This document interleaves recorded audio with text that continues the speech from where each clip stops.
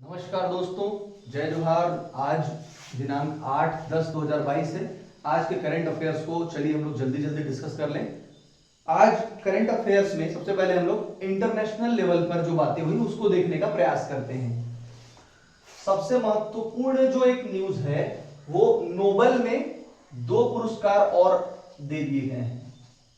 Nobel पुरस्कार जो होते हैं उसमें आपको शांति का नोबेल दे दिया गया है,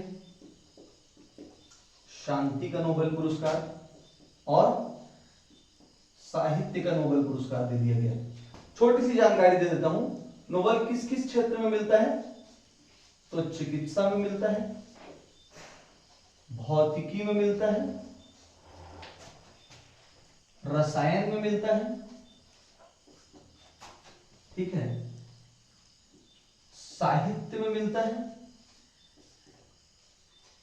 अर्थशास्त्र में मिलता है और शांति के क्षेत्र में मिलता है। ठीक है, क्लियर? 6 हो ना, 1 2 3 4 5 6। ठीक है, तो चिकित्सा, भौतिकी, रसायन, साहित्य और अर्थशास्त्र।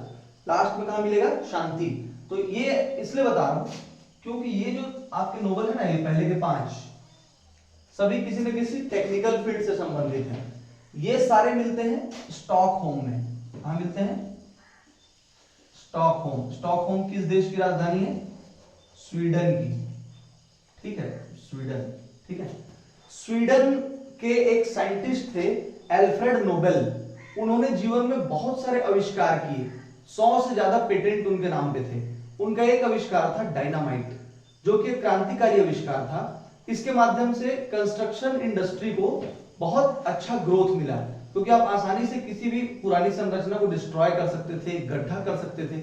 लेकिन एल्फ्रेड नोबेल ने अपने जीवन में बहुत संपत्ति कमाई, बहुत सारे बिजनेस खड़े किए, लेकिन उन्होंने जीवन के अंत में देखा कि उनके द्वारा बनाए गए डायनामाइट का यूज नेगेटिव सेंस में किया जाने लगा था। लोग एक दूसरे को मारने के लिए, बम बनाने के लिए डायनामाइट को इस्तेमाल कर रहे थे। ऐसे में एल्फ्रेड नोबेल को लगा कि उनका आविष्कार मानवता के लिए एक बहुत बड़ी भूल सिद्ध हो गई। इसलिए उन्होंने अपनी सारी संपत्ति, अपनी सारी जायदाद रॉयल स्वीडिश एकेडमी के नाम विल कर दी, वसीयत कर दी। और उन्होंने ये अपनी वसीयत में लिखा कि इस संपत्ति से मानवता के लिए जो भी अच्छे काम करेगा उसको पुरस्कार दिया जाए। तो उस पुरस्कार का नाम हमने रख दिया नोबेल पुरस्कार, क्योंकि किसने दिया था? एल्फ्रेड नोबेल ने। 1901 से ये पुरस्कार दिया जा रहा है। ठीक है, नोबेल पुरस्कार। अब ये सारे जो पुरस्कार हैं ये दिए जाते हैं स्टॉकहोम, स्वीडन में। ठीक है, जबकि शांति का पुरस्कार मिलता है ओस्लो में। ओस्लो है नॉर्वे की राजधानी। ठीक है, नॉर्वे एक देश है ना। Stockholm Sweden, Oslo Norway. तो ये जो स्वीडन और नॉर्वे हैं ये सब स्कैंडिनेवियन देश कहलाते हैं। स्कैंडिनेवियन देश यूरोप के ऐसे देश हैं जहां पर मानव विकास सूचकांक बहुत उच्च स्तर का रहता है, स्त्री पुरुष के बीच का भेदभाव बहुत कम है, लोगों को दी जाने वाली सुविधाएं बहुत ज्यादा हैं और बहुत ही विकसित देश हैं, जनसंख्या बहुत नियंत्रित है। ठीक है, तो उच्च किस्म के ये लोग विकसित देश होते हैं।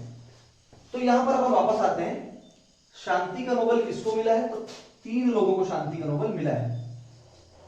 ठीक है, एक है Centre for Civil Liberties, Centre for Civil Liberties है ना, सेंटर फॉर सिविल लिबर्टीज। दूसरा है मेमोरियल, और तीसरा है एलएस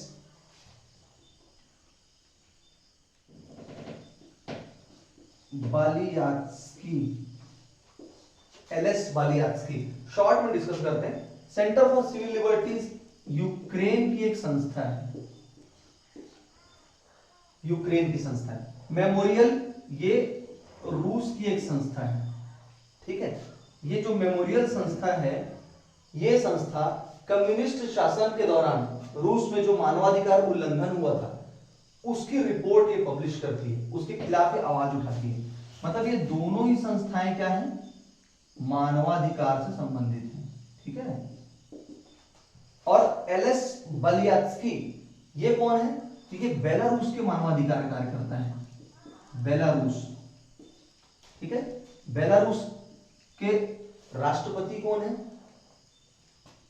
लुकाशेंको। इनका नाम आप न्यूज में पढ़ते रहते होंगे कि बेलारूस जो है वो रूस का साथ दे रहे हैं, पुतिन का साथ दे रहे हैं, उसका राष्ट्रपति लुकाशेंको, ठीक है। तो ये एलेस बालियात्स्की जो है वो बेलारूस के मानवाधिकार कार्यकर्ता है, क्या है? ये भी बेलारूस के मानवाधिकार कार्यकर्ता है। मतलब इस बार का नोबेल पुरस्कार मानवाधिकार कार्यकर्ताओं से भरा हुआ है। साहित्य का नोबेल मिला है एनी एर्नॉक्स को, ठीक है। ये कहां की है? तो ये फ्रांस की है, फ्रेंच लेखिका है एनी एर्नॉक्स, नाम को याद रखना, एनी एर्नॉक्स, साहित्य का नोबेल मिला। और यहां दो संस्थाएं हैं, Centre for Civil Liberties Ukraine और एक है मेमोरियल रूस, और आदमी है एलेस बालियान्स्की। तो ये याद रखना, बलि का बकरा बना दिया पुतिन, किसको? बेलारूस को बलि का बकरा बना दिया, बालियान्स्की, उससे आप लोग याद रख लेना, ठीक है। चलिए नेक्स्ट में चलते हैं। अगला जो है, अगली जो न्यूज है इंटरनेशनल, ये हो गई ईरान में हिजाब विवाद लगातार हो रहा है, और हम लोग इसको कवर भी कर रहे हैं कि भाई हिजाब पहनने को लेकर के ईरान की सरकार दबाव डाल रही है और वहां की महिलाएं उसका विरोध कर रही हैं, ठीक है। तो एक नाम इसमें महत्वपूर्ण है, वो है महसा अमीनी। इस नाम को याद रखना, महसा अमीनी 22 साल की एक लड़की है। 22 साल की इस लड़की ने हिजाब को थोड़ा सा हटा के अपने बालों का प्रदर्शन किया था।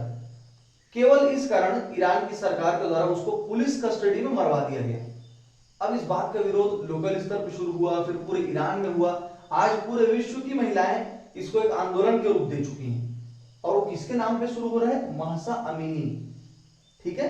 तो ये नाम आप लोग याद रखेंगे ईरान के हिजाब विवाद में, ठीक है। तो ये हो गया आपका ईरान का हिजाब विवाद, ठीक है। अंकटाड जानते हैं? अंकटाड एक संस्था है, UNCTAD, ठीक है। अंकटाड एक रिपोर्ट पब्लिश किया है।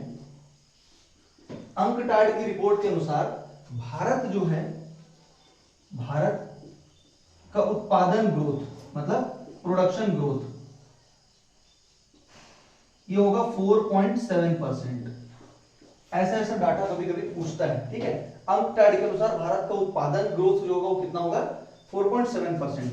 अंकटाड का मुख्यालय है जेनेवा, और इसकी स्थापना कब हुई? 1964 में, United nation conference on trade and development, ठीक है। अंकटाड 1964 में क्या करता है? तो विकासशील देश जो है, विकासशील देशों के लिए नीति बनाने का काम करता है, ठीक है। अब चलते हैं भारतीय खबरों की तरफ। तो एक महत्वपूर्ण न्यूज आती है ई रूपी से संबंधित, ई रूपी, ठीक है। ये ऐसा है ई रूपी। अब ये ई रूपी क्या है? ई रूपी का मतलब है भारत की अपनी डिजिटल करेंसी, ठीक है। अब डिजिटल करेंसी क्या होती है? डिजिटल करेंसी, भाई आज आप लोग लेन देन करने जाते हो तो फोन पे, पेटीएम पे इस्तेमाल करते हो ना, मतलब हम लोग डिजिटल ट्रांजैक्शन करते हैं ना। किसी को पैसा देना है तो डिजिटली दे देते हैं, वॉलेट से पैसा निकालने की जरूरत नहीं है, ठीक है, कैश देने की जरूरत नहीं है। तो क्या कैशलेस ट्रांजैक्शन और डिजिटल करेंसी एक ही है? देखिए समझने का प्रयास करते हैं। डिजिटल करेंसी और डिजिटल भुगतान, है ना, डिजिटल भुगतान, लेन देन, इसमें क्या अंतर है? तो जो डिजिटल भुगतान होता है उसके बदले नोट सरकार ने छापा, वो आरबीआई के माध्यम से बैंकों को बांटा गया है। मतलब जो भी आप डिजिटल लेन देन कर रहे हो उसके बदले नोट छाप के सरकार ने रखा है, ठीक है। मतलब ये फिजिकल मुद्रा है, फिजिकल मुद्रा है, केवल इसको डिजिटल माध्यम से आप लेन देन कर रहे हो। लेकिन ये फिजिकल मुद्रा नहीं है, डिजिटल करेंसी मतलब एक वर्चुअल करेंसी है। ये कैसी है? ये एक वर्चुअल करेंसी है। क्या है इसके बदले नोट छापा जाएगा? नहीं छापा जाएगा। इसके बदले छापा जाएगा क्या? हाँ छापा जाएगा। क्या आपका बैंक में खाता होगा? नहीं होगा। इसमें होगा क्या? होगा। ठीक है, तो ये पूरा का पूरा मुद्रा डिजिटल माध्यम से भुगतान होता था, उससे कंफ्यूज मत होना। अब आते हैं वापस अपन डिजिटल करेंसी में। डिजिटल करेंसी एक वर्चुअल करेंसी है और इसका कोई नोट छपाई नहीं होता, इसके बदले इसका कोई बैंक खाता नहीं होगा। जैसे हम लोग क्रिप्टो करेंसी के बारे में जानते हैं, अब ये कॉमन हो चुका है। क्रिप्टो करेंसी मतलब एक वर्चुअल करेंसी, आभासी मुद्रा। ठीक है, तो क्रिप्टो करेंसी एक नई टेक्नोलॉजी है जो विश्व भर में आज प्रचलित हो रही है। भारत में इसमें विचार किया गया कि क्या हमको क्रिप्टो करेंसी को अपने देश में लागू करना है। बहुत सारी चीजें लीगल नहीं होती लेकिन रियल होती है। जैसे क्रिप्टो में आज भारत के बहुत सारे लोग इन्वेस्ट कर रहे हैं, करोड़ों करोड़ों लोग इन्वेस्ट कर रहे हैं। इसका मतलब यह है कि भले ही वो एक लीगल टेंडर नहीं है, लीगल करेंसी नहीं है, लेकिन उसका प्रचलन तो है। तो हर विकसित विकासशील देश को किसी भी नई टेक्नोलॉजी को रिजेक्ट नहीं करना चाहिए। तो भारत सरकार ने भी यही प्रयास किया है कि हम लोग क्रिप्टो से कंपटीशन करें, क्योंकि क्रिप्टो में बहुत सारे खतरे हैं। उसके गलत लेन देन का खतरा है, उससे अनैतिक व्यापार को बढ़ावा मिलने का, ड्रग्स वगैरह के व्यापार को, स्मगलिंग को बढ़ावा मिलने का बहुत ज्यादा खतरा है। इसलिए भारत सरकार क्या कर रही है, खुद की एक वर्चुअल करेंसी जारी कर रही है, इसको बोलते हैं ई रूपी। ठीक है, अब देखते हैं क्रिप्टो और डिजिटल करेंसी में क्या अंतर होगा। क्रिप्टो करेंसी और डिजिटल करेंसी ई रूपी, ऐसे इसमें क्या अंतर होगा। तो जो जारी करता है, ठीक है, जारी करता इसमें रहेगा आरबीआई, है ना, और इसमें जारी करता कौन है, किसी को नहीं पता। मतलब ये एक केंद्रीकृत सिस्टम के अंतर्गत ही रहेगा, सेंट्रल कंट्रोल रहेगा। और क्रिप्टो का थीम ही है डिसेंट्रलाइज्ड सिस्टम। किसी ने बना के उसको आसमान में तैरा दिया, अब वो सेल्फ रेगुलेटेड है, कोई उसके ऊपर नियमन नहीं है, कोई उसके ऊपर कानून कायदा ये लागू नहीं हो रहा है। तो ये क्या है, विकेंद्रीकृत है, इतना आप लोग याद रखिएगा। ठीक है, ये विकेंद्रीकृत है।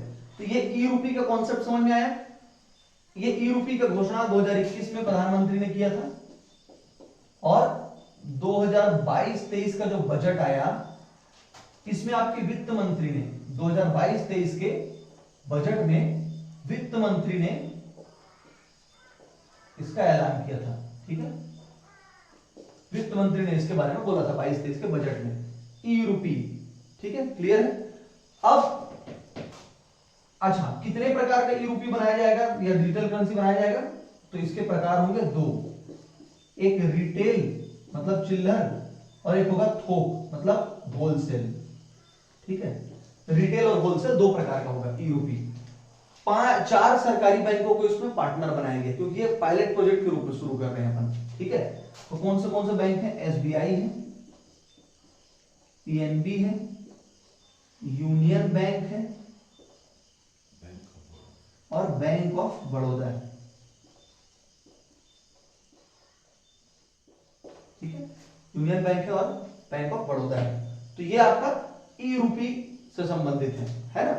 एक आपकी खबर हो गई ई रूपी से संबंधित। सीजेआई की नियुक्ति भारत में कैसे होती है, chief justice of India, Bharat के सीजेआई कैसे नियुक्त किए जाते हैं, तो राष्ट्रपति भारत के मुख्य न्यायाधीश को नियुक्त करता है। लेकिन आने वाले समय में बहुत सारे ऐसे जजमेंट सुप्रीम कोर्ट के आए जिससे कि सीजेआई की नियुक्ति में बहुत सारे बदलाव हुए।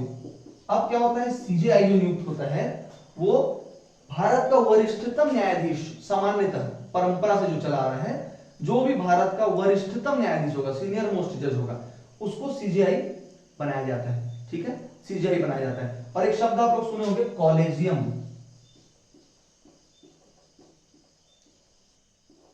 ठीक है, ये कॉलेजियम सिस्टम चलता है।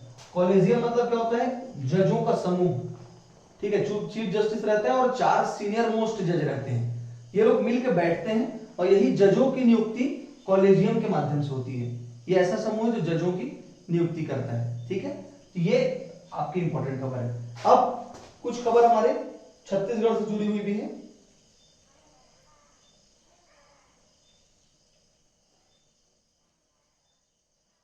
इसको मिटा दो, स्क्रीनशॉट करना है तो कर लीजिए।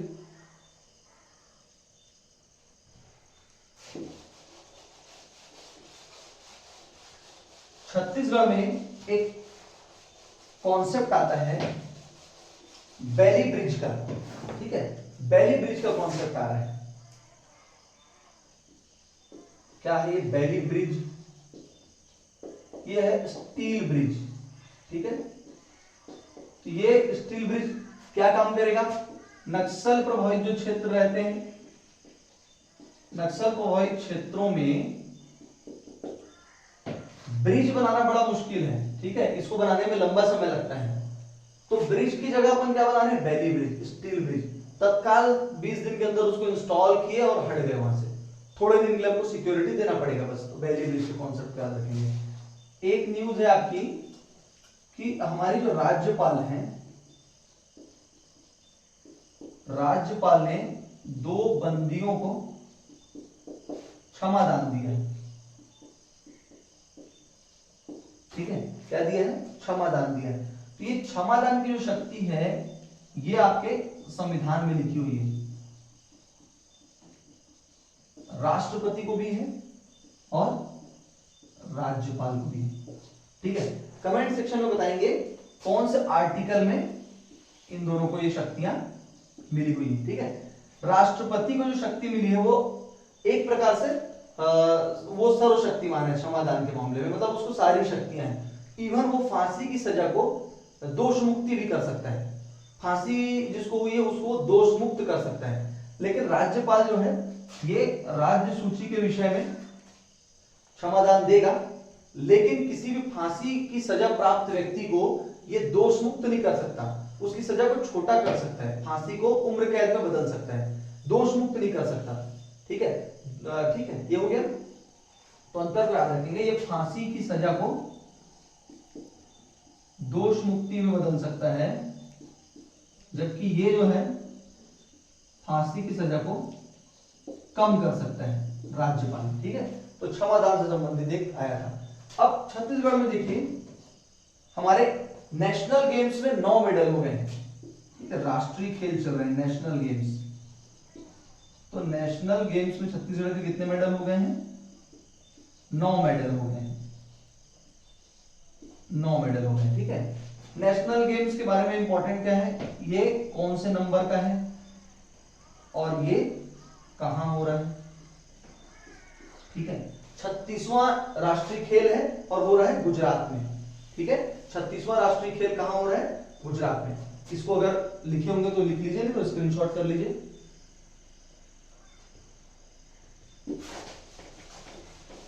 खेल से जुड़ी एक बड़ी खबर और है, हरमनप्रीत सिंह जो भारतीय हॉकी टीम के उप कप्तान हैं, हरमनप्रीत सिंह, ठीक है, क्या नाम है? हरमनप्रीत सिंह। तो इनको, हरमनप्रीत सिंह को world hockey player of the year मिला है, world hockey player of the year, ठीक है। World hockey player of the year किसको मिला? हरमनप्रीत सिंह को। और मजे की बात क्या है, लगातार दूसरे साल इनको मिला है ना, लगातार दूसरे साल मिला है। देखो क्या है ना, जो पुराना चीजें रहता है उसको कोरिलेट करके चलना चाहिए। अब हरमनप्रीत सिंह जैसे हम लोग पढ़े, आप लोग याद करो कि गोलकीपर के कैटेगरी में world hockey goalkeeper of the year मिला था।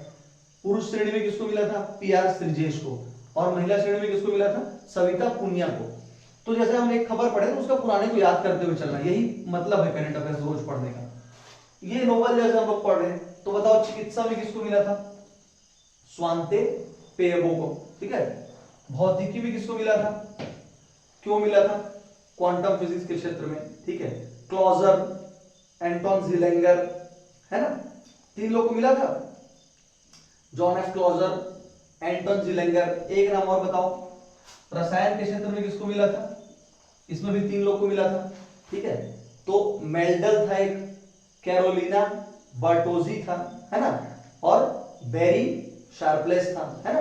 अपन पढ़े थे इसको, बेरी शार्पलेस, कैरोलिना बर्टोजी और मेल्डल, है ना। ये मिला था रसायन में। क्यों मिला था रसायन का नोबेल? रसायन का नोबेल इसलिए मिला था क्योंकि, क्यों मिला था रसायन का नोबेल? रसायन का नोबेल इसलिए मिला था क्योंकि इन्होंने मैंने आपको बताया था कि जो फार्मास्यूटिकल सेक्टर है ना, फार्मास्यूटिकल सेक्टर वगैरह में इनका आविष्कार, रसायन के जो क्षेत्र में आविष्कार किया गया, इनके द्वारा योगदान दिया गया, वो काम आएगा। ठीक है, उसको बताते समय हम लोग एक कॉन्सेप्ट बताए थे, ये ऐसा टाइप का मैं आपको करके बताया था, ये इसको सब बंद करके इसको याद रखना एग्जांपल में, क्लिक केमिस्ट्री। ठीक है, क्या है? Click chemistry. इस साउंड को याद रखना, इस एग्जांपल को याद रखना। ठीक है, और भौतिकी में क्वांटम फिजिक्स के क्षेत्र में मिला था, एंटेंगल्ड स्टेट ऑफ पार्टिकल्स, है ना। यहां मैंने आपको बताया था कि मैटर और एनर्जी से जुड़ी हुई कॉन्सेप्ट है क्वांटम फिजिक्स, जिससे आपका क्वांटम कंप्यूटर बनता है। ठीक है, जो सबसे एडवांस कंप्यूटर है। साहित्य के क्षेत्र में नोबेल बता दिया ऑलरेडी, और शांति का हो गया, कौन सा बच गया? अर्थशास्त्र। इसको फॉलो कर लेंगे अपन, है ना। तो ये आपका यहां आज का करंट अफेयर्स हम लोग समाप्त करते हैं।